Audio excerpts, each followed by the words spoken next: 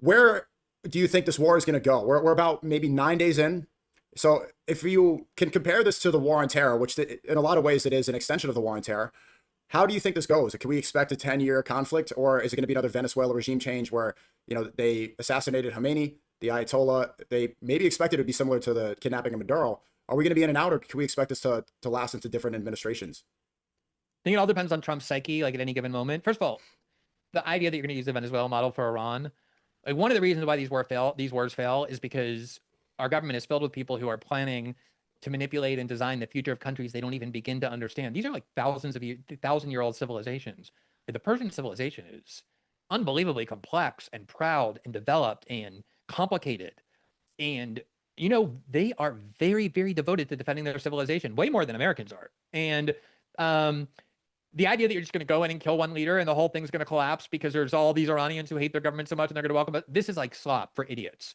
This is the Iraqis are going to welcome us as liberators. Like, thank you for bombing our cities and blowing up our schools and, like making generations of people in Fallujah have cancer with whatever weird chemicals you used in Fallujah to finally be able to win that battle that you were losing.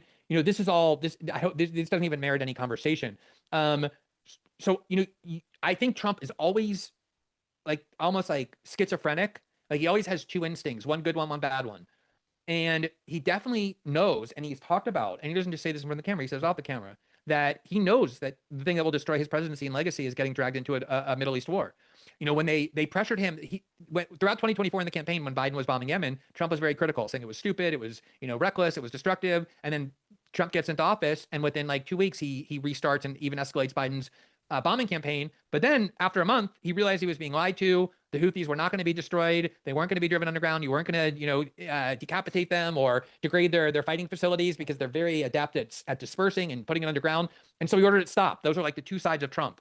Same in Venezuela. All those idiots thought that Trump was going to go in and just, put Maria Machado in and this whole like crew of Venezuelan, capitalists and opposition. And he just took out Maduro and then got right out.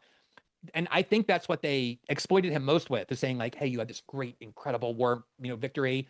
And that's all you have to do in Iran. The thing is, this is the Islamic Revolution is 47 years old.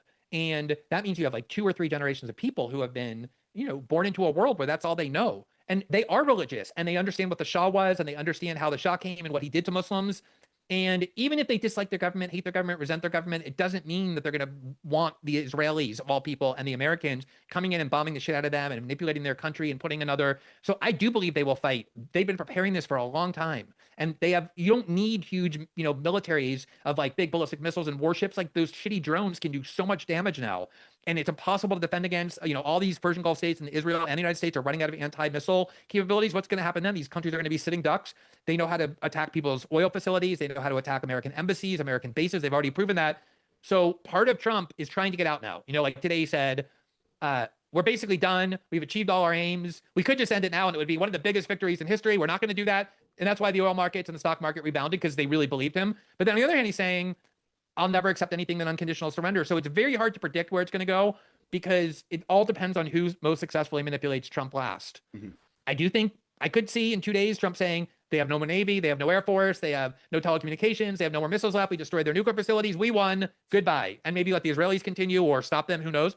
But the rhetoric that Trump has issued about unconditional surrender, which is obviously from 1945 when Harry Truman dropped 2 bombs on Japan and demanded unconditional surrender as the only way to stop, they put that in his head too, that, and like 80-year-old men like Trump don't think much about the world in which they live because they're not going to be living in it all that much longer. They think about their legacy. And I want to be like Napoleon. I want to be remembered like, Churchill. Yeah. And they're all in there like pulling those strings and pressing those buttons. Yeah, we're Gen Z. We need to have the future of this world. Like as a couple Zoomers over here, it's like Trump, even in a speech today, he was saying, no one respects us more than the whole world right now, is talking about how much he's respected, about how he's the leader that had the balls to do this.